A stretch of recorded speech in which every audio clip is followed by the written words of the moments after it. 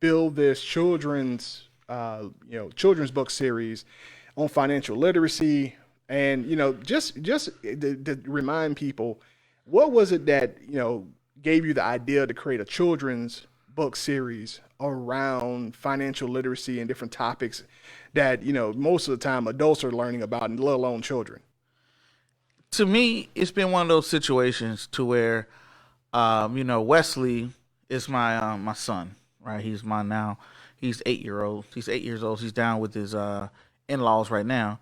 But what happened with him was when I started to learn about finances, I decided to, as I was going to school, serving in the military, all of the great stuff, I decided to hey, man, I'm learning all this cool stuff. I wonder why I didn't know this as a child. So I just started to, I said, well, and I asked my dad why he didn't invest for us. He said he didn't know. So I said, well, you know what? I just want to start teaching my son. And what I noticed in the financial industry, everything was geared towards adults. Everything's geared towards adults. Credit repair, get this today, da-da-da. And a lot of our mistakes come from what we don't know and what we're not exposed to. So I made it my mission to say, hey, I want to create something to just talk to Wesley and hey, Wesley, he learns to invest. That's dope, man. That's dope. That's where it started from. Hey, Culture and Conversations family. I'm your host, Jamison Smallwood, and I'm about to make you guys part of the conversation. Hey guys, thank you for downloading. Thank you guys for subscribing to, and thank you guys for sharing Culture and Conversations. I have a very special guest in my home at Smallwood Manor, as I call it. The studios at Smallwood Manor.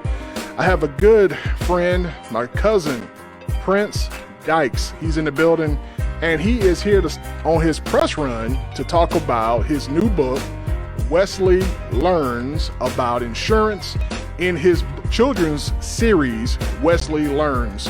So I can't wait for you guys to meet my cousin and for us to talk a little bit here in front of you guys.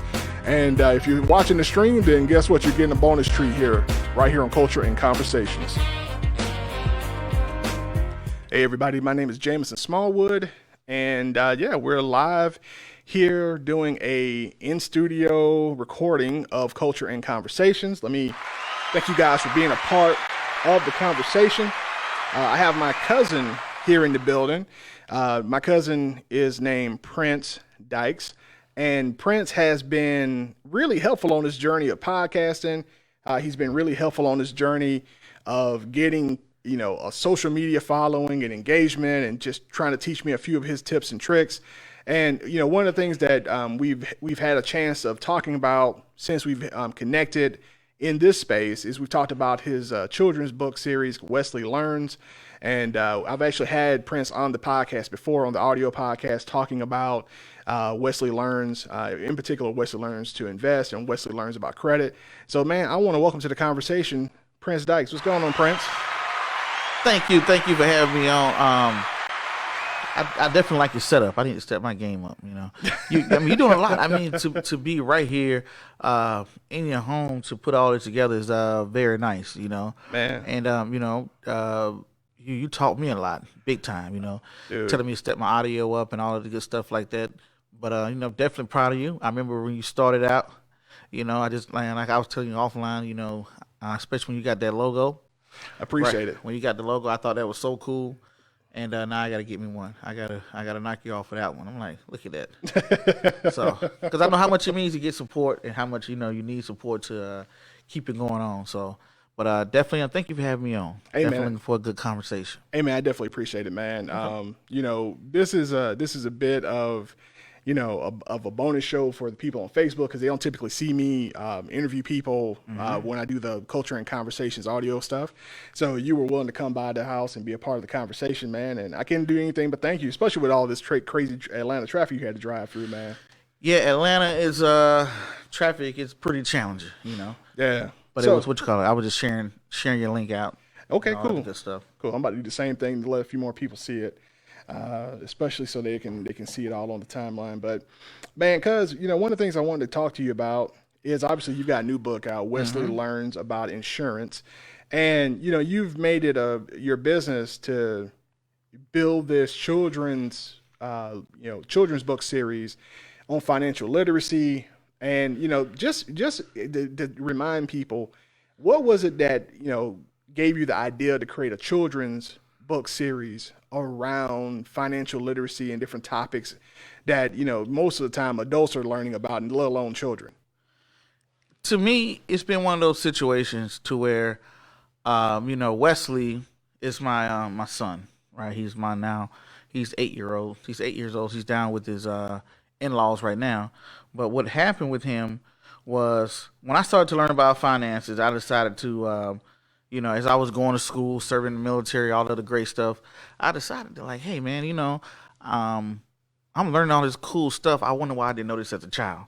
So I just started to, I said, well, and I asked my dad why he didn't invest for us. He said he didn't know. So I said, well, you know what? I just want to start teaching my son. And what I noticed in the financial industry, everything was geared towards adults. Everything's geared towards adults. Credit repair, get this today, da da da. And a lot of our mistakes come from what we don't know and what we're not exposed to. So I made it my mission to say, hey, I want to create something to just talk to Wesley and like, hey, Wesley, he learns to invest. That's dope, man. That's And dope. That's where it started from. Well, I mean, that's worth clapping it up for, though, man. Yeah, because you don't hear people who think like that, right? Like, I think what connects with me whenever I hear you describe this story is that you were saying that, hey, man, everything is really geared to adults who've messed up their credit or their finance, or who are going through trying to repair something or fix it, but nobody ever made a product that tried to make these simple principles that oftentimes causes so much pain as adults approachable as children, which is a time where we're most apt to learn about different things. Exactly, and once you get those topics to start being talked about as a child, when you become an adult, it shouldn't be foreign language. People can say what they want about insurance. Oh, insurance is a scam. I don't like insurance. It didn't pay me out. All of the good stuff like that. But I go back and tell people, I guarantee you, everybody in this room has some form of insurance, whether it's car insurance, home insurance, homeowners insurance. If you don't own a home, you probably got renter's insurance. You got health insurance, something out there. So we know all of these kids are going to run into this topic. So let's stop playing around.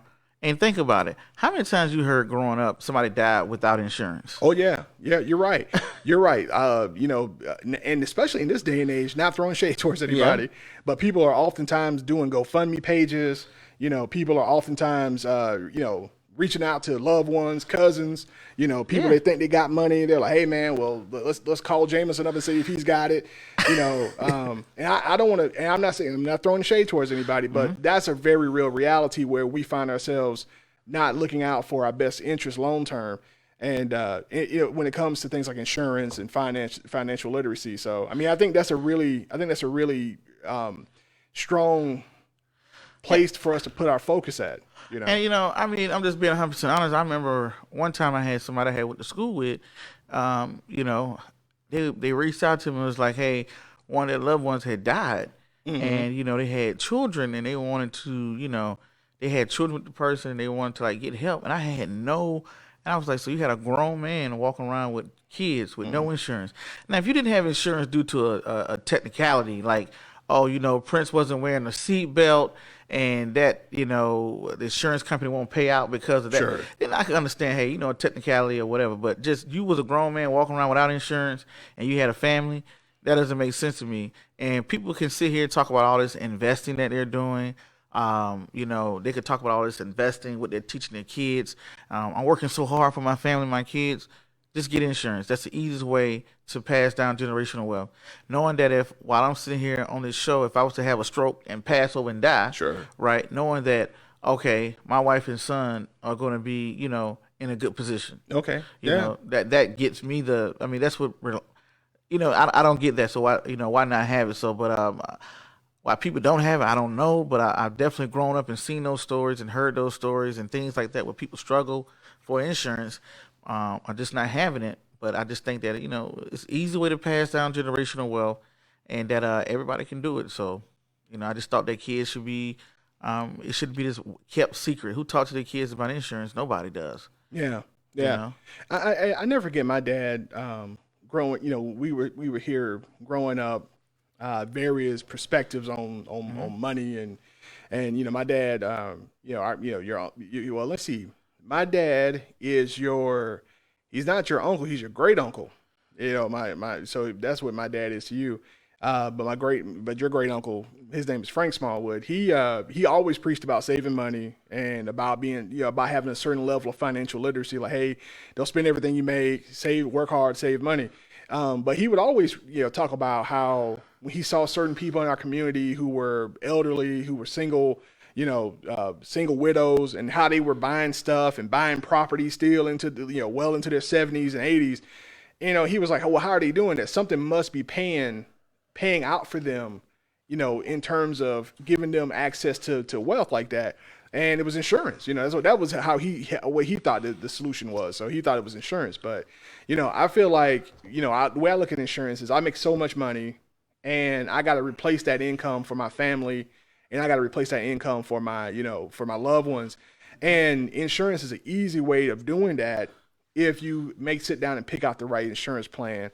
And obviously we could talk about some of that, but I think that more importantly, I want us to make sure we're focusing in on your book.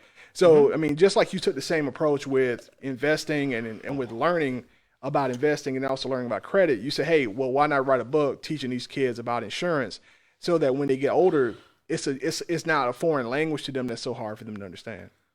Oh, yeah. And I think that what we just did this morning was on Good Morning Augusta, right? Mm-hmm. With our hometown mayor, I'm going to be at the City Hall on Thursday. Okay. And I'm going to be at the Burke County Library on Friday. Okay. Where you see this nice, lovely poster we'll be hanging at. Oh, yeah. But the thing about it, which is I think is so historic about that day, is that the mayor is declaring a Children's Financial Literacy Day in the city of Waynesboro. Okay. And I think that with that done properly and done resourcefully, I know it's a small town. We don't have a whole lot there. Sure. But you are investing into the community's future. That's it. That's the main thing. Because those kids are going to be the next business owners, franchise owners, stockbrokers, because I always tell people, go off, leave, learn things from home, right? And when you learn things from home, you come back and you teach people what you learn. Like, hey, I've gone off, I met these people, I've seen these things, so I want to teach them, bring it back to them. So, but and even with the books, even with everybody that has supported everything, 110% independent, right? Okay. Now, even though I'm 100% independent, I've definitely had some help. Some people have definitely helped me out through various networks and stuff like that. But with that being said, you have so many people out there that people are like, man, you're a genius to think about this or whatnot. And I don't consider myself a genius. I seen other people kind of doing it, and I just said, hey, you know what? I just want to do this with me and my son, and it's definitely at this point. It has grown, past my wildest imagination. Yeah. Right. As far as what I thought it would be, from just starting off as a joke, and I had ups and downs and sideways, and bad times and good times and stuff like that. But I'm definitely the thing that drives me the most is not finances, because anybody that knows me know that I'm not a materialistic person at all. Gotcha. Right? Yeah. Most time, people see me walking around in sweats and a T-shirt and whatever. That's who I really, really am. But if I got to put on a suit and tie to do something, hey, if I got to do it for a show or something, I can do that. But it's really what drives me the most is legacy. And I feel as though either when they start to kick dirt on my grave, okay, people, this stuff will still have an impact that I may spark the next mind, or the next Warren Buffett, or the next Bill Gates, or anybody. So, that's the thing that I chase more than anything else, the legacy. Yeah. Because I don't know how much longer I got left, right?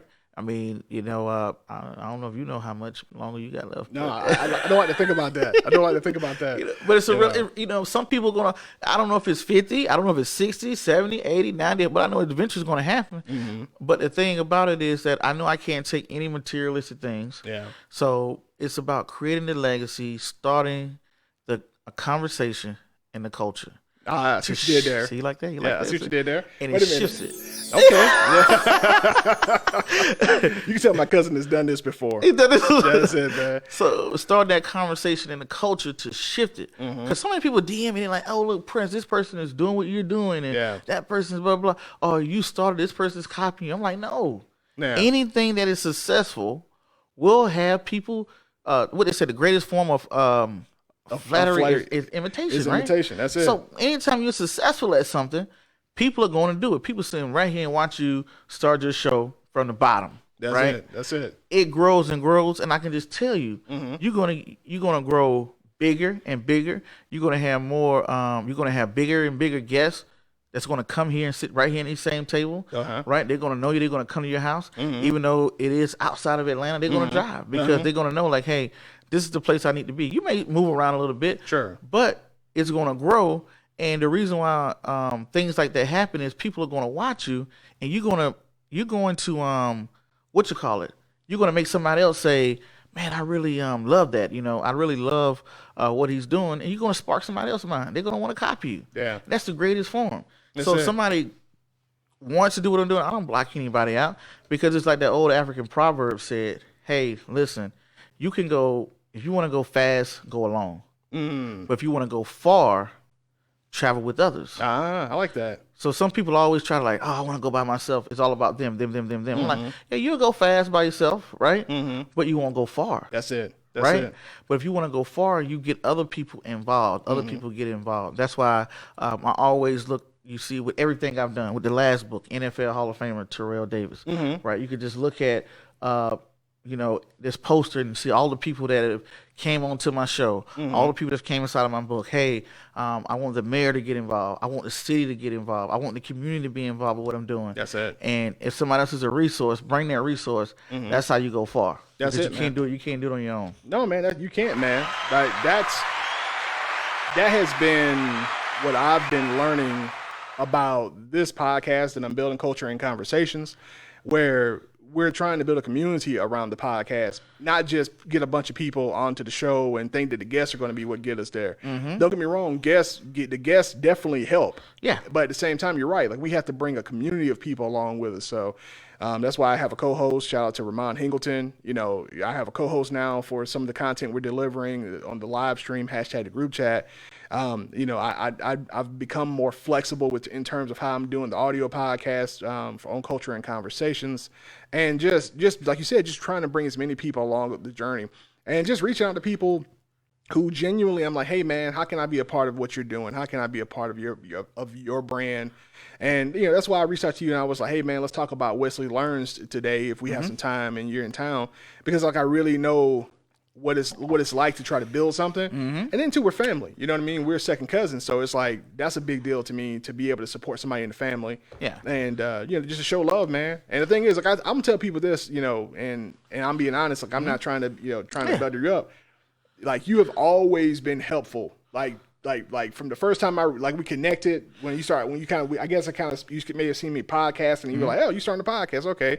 Like you've always been helpful. Like any questions I've had, anything you've done on your journey, your milestones, any of that stuff that you thought would like help me be encouraged, you like shared it with me. So I mean, you very much are living what you're talking about in terms of trying to bring people along on the journey with you, man. Oh yeah, definitely, because I know when I started out, I didn't have that that help, but I just know that when you have a candle, and your candle is lit, and you got a little fire going. Yeah. Some people like to try to make their fire bigger, but my thing is, hey, spread, light some other candles, because you just never know what might happen to you. So the more candles that you light, and people will always remember how you treated them when you had the spotlight. That's it. So, hey, you know what? If I can help out his show, how crazy would that look that I'm downtown doing Ricky Smiley's show, right? Yeah. And then just drive straight back to Augusta, and you're like, dang, you couldn't swing by the house. I couldn't get a call in. You couldn't even stop by to say, hey, because think about it. Even no matter if something was to happen to you today, right? And if something was to happen to me today, this here would be something you'll replay again. That's it. You know what I'm saying? That's like, it. wow, I remember when he came here, he sat in his chair, That's and it. he talked to me, he helped me out as much as he can. That's it. Because all flowers don't blossom at the same time. No. Next month, you could be in a great position to be like, hey, Prince, I can help you out now. That's it. Right? Instead of you going downtown, going to this show or whatnot, I am that show. That's it. Right? That's you it. helped me get to this point. You played a role in helping me get to this point. So now that I'm to this point, I can look out for you now. Oh, yeah. So you always tell people, and when I've seen people in the industry, I met a lot of people in the industry they become depressed because as they're moving along, they get to know bigger and bigger people. Yeah. Right? And when they get to know bigger and bigger people, they think that these people are their friends. These are my friends and my family. And they don't know that these people are just around you because you're beneficial. That's it. You are resourceful. They see you doing something. So access. You have access, right? Yeah. So yeah, they have y'all in their office and blah blah blah and have conversations with you and whatnot.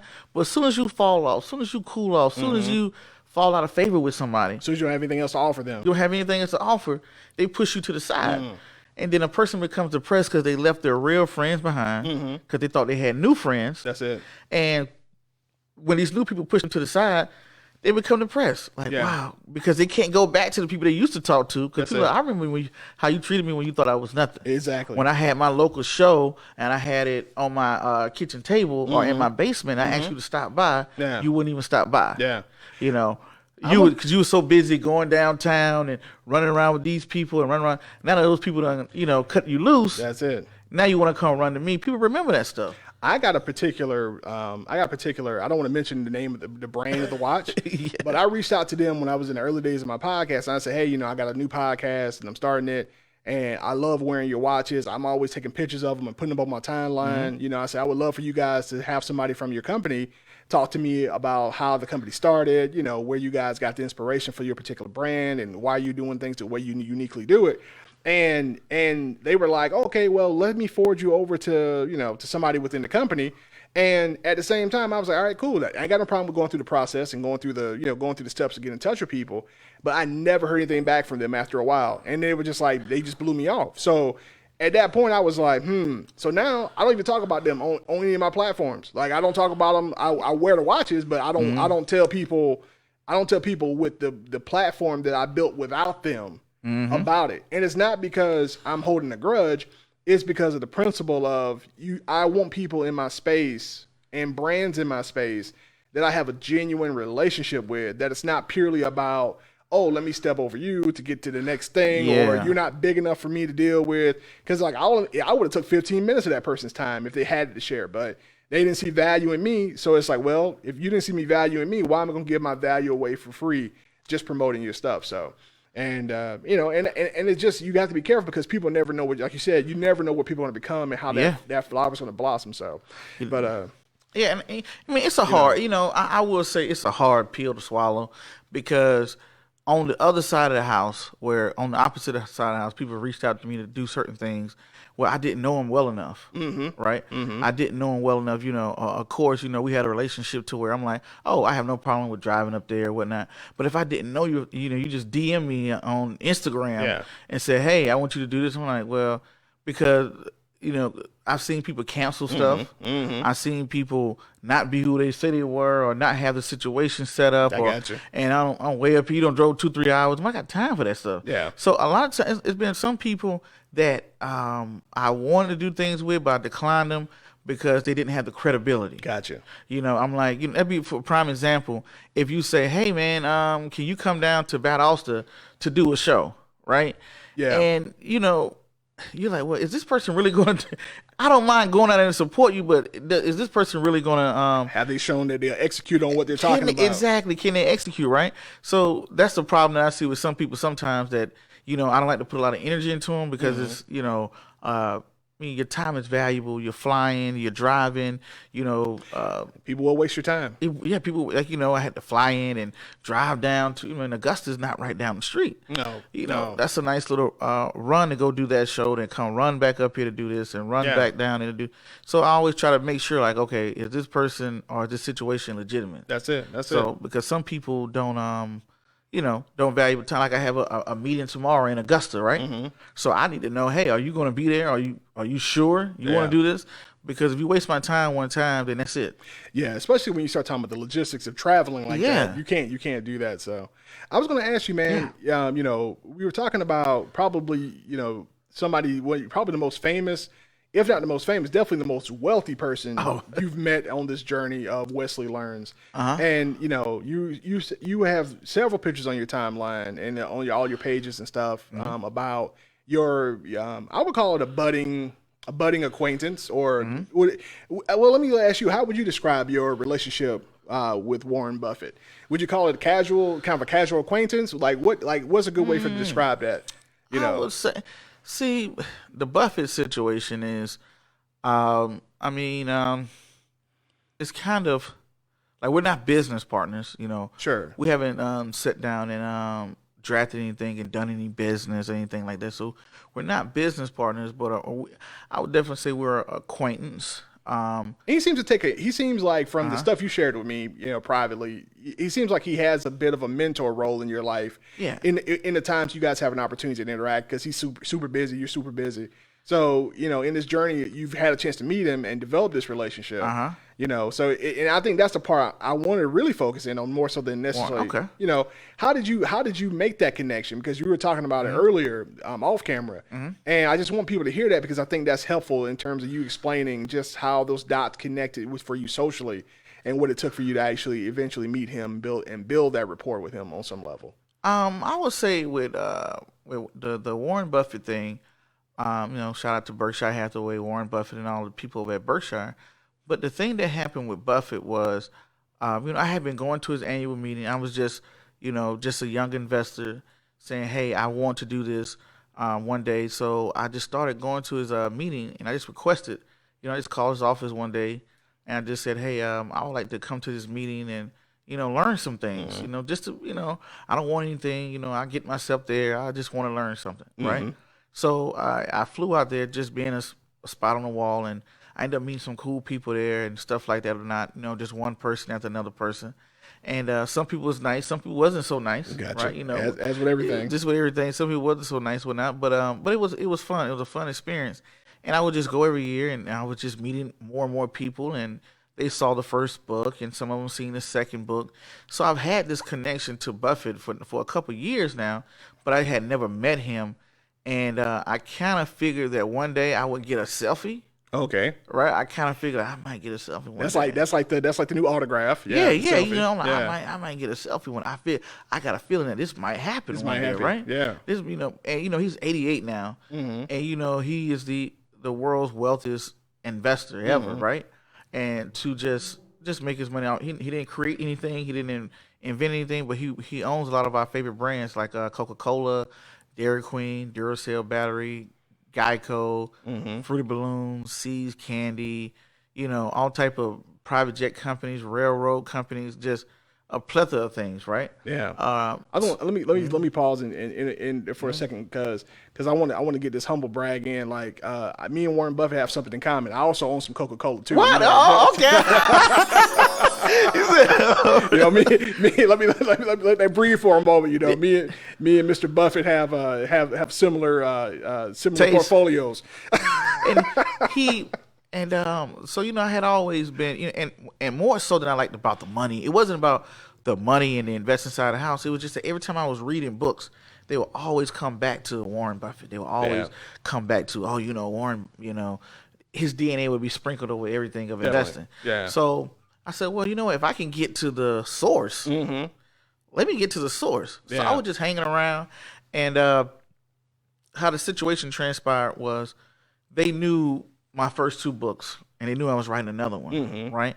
And what ended up happening, they saw the whole start to finish with Terrell Davis. Okay. When I ran into, at the time when I met Terrell, that was like, man, I watched him win Super Bowls. I watched him win Super Bowl MVP.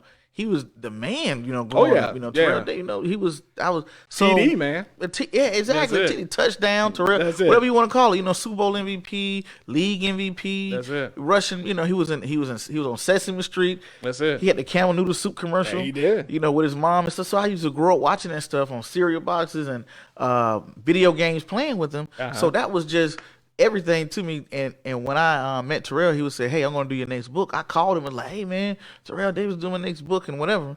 So they saw me go through that whole process. And when I went back, they said, hey, you know what? We want to put you on Yahoo Finance this year. Oh, wow. And Yahoo Finance was is the exclusive coverage of Buffett's meeting. Gotcha. They're, even though you have a bunch of other media outlets there, they're the only ones that got exclusive coverage. They they live stream the whole thing. And I've always watched them. And then this time they turn around and say, hey, we want to put you on Yahoo Finance. So to me, I'm like, what? that's crazy, right? Yeah. And I do Yahoo Finance, and one of the guys that I knew at Berkshire, he said, hey, let's sit down and talk. And we went and sat down and talked, and this lady joined us. And she sits down, and she sits down with me, and I don't know who she is. She introduces herself by her first name, and to be honest, I thought it was his auntie. Okay. Something I said maybe it's his aunt, maybe his mom, maybe his aunt, whatever. And I just kind of wrote it off. Maybe his older sister. I don't know. Yeah. So I said, hey, she's a nice lady, and he's kind of telling her about what I'm doing, and I'm telling them, we're just eating burgers and fries, and just like any other lunch, meeting or whatever. And this lady's looking at everything, and she just turns around and says, hey, Prince, she's like, I just think this is so amazing. And she's like, I wonder why aren't we selling these in Omaha? Are we selling this at the meeting? And I'm like, selling what? She was like, your books or whatever. I was like, well, I said, well, you got to know people. Oh, exactly. So you got to know people. I said, I don't know nobody. She's like, well, no, you know people. I said, yeah, I know people, but they got to know me. You know what I'm saying? Exactly. So I was like, I don't, or whatever. And I'm talking my little thing. I'm like, I'm telling her, oh, you never seen nothing like this. Just joking, just having fun, making light of, blah, blah, whatever, right? And she says, well, I wonder, has Warren ever seen this? And when she says Warren, I don't know what Warren she's talking about. Yeah. I'm like, Warren, what Warren are you talking about? Which Warren are you talking about? You talking about Warren G? Yeah, Warren. Yeah, she's like, Warren Buffett. And I'm like, yeah. I said, Buffett? I was like, Buffett? I don't know what he's seen or what he got or whatever. I mean, I was just in the arena with everybody else. There was like 40-some thousand people there. But the interview that Yahoo Finance gave me, shout out to their producers and stuff like that, Julian LaRoche and everybody that did that. What I didn't know at that meeting was when I was doing that interview was being plastered throughout the whole arena. At that time. So at that arena, I knew Buffett was in the arena. I just saw him. I knew Tim Cook, the CEO of Apple, was there. Sure. Bill Gates was there. Yeah. The list just go on. I know I saw Tim Cook there. Tim Cook, Mark Cuban, I think, was there too, right? Yeah. From Shark Tank. So I knew a lot of people was there. So after I did that interview, people started walking up to me saying, hey, man, I really love, what you said about, some people have been following me on YouTube and my podcast throughout the years. And she turned around and just told me, long story short, couldn't find out this lady is Miss Buffett. Oh, wow. Couldn't find out she was Miss Buffett. Wow. So, and she says, hey, come with me. So, because she kept asking me when I was going to leave, and I said, I'm leaving tomorrow. And she took me over, to his office. And when I went into his office, all his people came out and spoke to me or whatnot or whatever, and we all kind of conversated a little bit. And she took me into his office, and Buffett is so humble that he stood up and like introduced himself. Oh wow! Like you didn't know who he was. Yeah, he extended his hand and said, "Hey, I'm Warren." Looking and I mean that's big, right? Instead of saying "Who are you," he said, "I'm Warren." Yeah. Hey, I'm Warren. He sticks out his hand. I'm like is this guy really like introducing himself to me? Yeah. I'm like, of course, I think I've heard of you, right? Yeah. And his wife is just showing the books like, oh, I think this is so amazing. Yeah. And the first question he asked me, he says, so where's Wesley? I was like, I said, probably in school doing cartwheels or something like that, or driving his mom crazy or whatever. And he was like, well, I want to meet him. Why didn't you bring him? I said, well, and his staff had told him, oh, he's bringing his family next year, because I had told him years ago, like on the fourth year, I'm gonna bring him on the fourth year or whatnot. And it's just that me as a man, I don't take my family anywhere unless I'm comfortable there. Yeah, I like to go by myself, get the lay of the land, figure it out. Then once I got it, and then to think about it too, had I took my family with me the first 3 years, I probably wouldn't have been as adventurous as I was. Exactly, you hadn't opened that door yet. Yeah, I wouldn't have been sitting at a bar all night long. You're having drinks, making connections. While my family's in a hotel, I would have been in a hotel with them. I would have been at the zoo, something like that or whatnot, doing the family thing. I wouldn't have just been sitting at a bar and going out and have dinner with regular people or whatnot. Yeah, they're the ones that open up that door for me to do that. So we stand there and he looks at it. He asked me, he said, "Hey, can I keep these books?"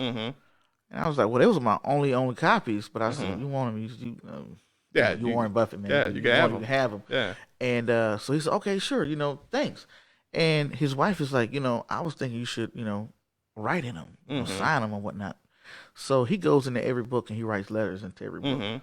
Like he's like, Prince and Wesley, the Denver dynamic duo, Prince and Wesley, in every book, right? So when I saw him do that, I was like, I just put my hands on my head and I was just like, hey, Mr. Buffett, with all due respect, I'm gonna have to take them books back from you. Exactly. I'm not gonna be able to do this. I'm not gonna be able to leave those there now, sir. I said, I read your last book. It spoke about something called intrinsic value. There it is. I said, see, before they were just worth $20 a piece. Because they were printed paper. It was printed paper. I'm like, now you have taken, I've got the greatest investor of all times in finance and in the finance and in business, were the most recognizable name and successful to sign, and write off on my stock. I was like, no, I had to, and he understood. He's like, well, send me an invoice. Send me an invoice for all three or whatnot. I was like, come on, I'm not sending you. So if I send you an invoice, I got to frame the invoice too.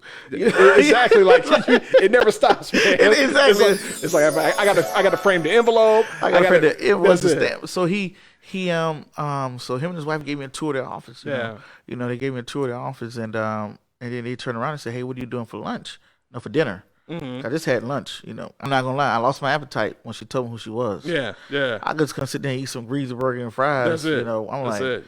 But I look back and I'm glad they did it the way they did it, because had I known that was her, I probably would have screwed it up. Yeah, I probably would have came with a presentation and said something stupid and overthought it, took it for what more than what it was. But he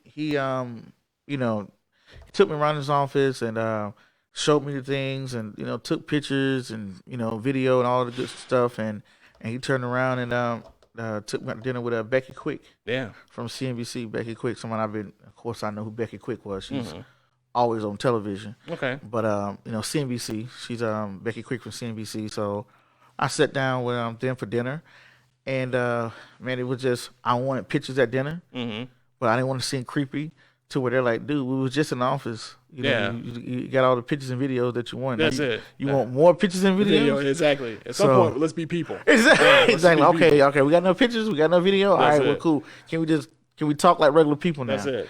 And it was. I still don't think. And I told his staff, and I tell his people all the time, nothing I can ever say or do, even though I try to, tell them thank you. But I still don't think that they and they told me they have been listening to me for like the last year and a half. They've been listening to my podcast for the last year and a half or whatnot. And the thing, I don't think they recognize the magnitude of what they did. Yeah, still to this day, I think, man, that's a great story, and I think there's a lesson in that for everybody. One, about just how if you consistent, like you were talking about how you were just being social, talking to people, and all of a sudden you find yourself talking to the person that you need to talk to open that door. That's part of that's part of the charm of networking. And like you said, the magnitude of what they did, like, it didn't cost them anything to give you that value, right? Like, it was such a simple thing for them to do for you. But at the same time, it gave you this great opportunity and opened these doors and just gave you that validation and credibility to be able to say, hey, this was the experience that I had with one, like you said, the world's greatest investor, the world's wealthiest investor. And, that's that. I think that's just a great way, man, to kind of wrap up this conversation, man. Dude, we got to talk about where to get your books from. Where can they get the newest copy of Wesley Learns to Invest featuring Terrell Davis of the Denver Broncos, man? Yeah, if you're a Broncos fan, if you're an NFL fan, if you're a Terrell Davis fan, if you're a fan of financial literacy, if you're a fan of your kids, nephews, grandparents, you definitely got to check out all three. But the books these are the hardcovers you see in front of you, but you got hardcover, you got ebooks, you got paperbacks, you got audio. We have audio, ebooks, paperback, hardcovers. We got a little cartoon series going on, and they're everywhere from BarnesandNobles.com, Amazon.com, iTunes, Walmart.com. Where else? Pretty much anywhere you can find a book online, you can find them. You can go to WesleyLearnsToInvest.com, Lulu.com. It's the only place that sell the hardcovers. Check your local. I won't say check your local libraries, because we're in Augusta Public Library, we're in Burke County libraries, we're in a couple of schools. In some random places up in Denver, out in Hawaii, some Denver. So, I love the sport because I have so much growth to do. Like, I don't even have a publisher. You're doing all this self-published. All this stuff, I don't have a publisher. So people look at it and say, man, you know, my publisher or my PR agent helps me get on TV, the radio, and meet people and do all that stuff. I don't have a PR. I don't have a, you know, just me and my buddy Chad, you know, who will be here tomorrow. And you know, we don't have PR and we don't have PR publishing and all of the good jazz that was there. So, but you learn more by being independent. Yeah. So, I mean, eventually you're going to have to go major. You're going to have to. Yeah. I mean, that's just what it is. So for the people out there that like to talk the crazy independent to the top move, it's crazy. You know, I mean, when you look at the pinnacle, let's take the music, let's take hip hop. You know, so we're talking about the culture, right? Let's take hip hop, let's take Jay-Z. You look at Jay-Z, you look at his paperwork, you'll see that he's with Live Nation. You'll see that he's with Universal Records. You'll see that he's with Def Jam. So, you know, you're eventually going to have to go that route. Yeah. Right? But the more independent work you do, now you can negotiate at the table. Leverage. You got leverage. Now you can say, somebody comes in and say, well, Prince, we want to give you this deal. No, I've shown you that I can put out a product. I can promote it.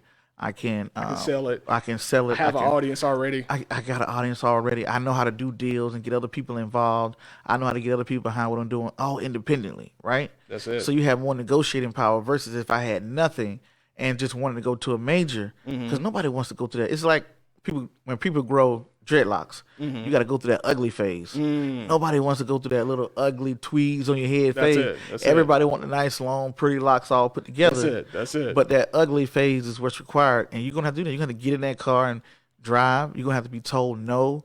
You're gonna have to go broke, run up a credit card, use up a line of credit. Wonder how you're gonna pay it back.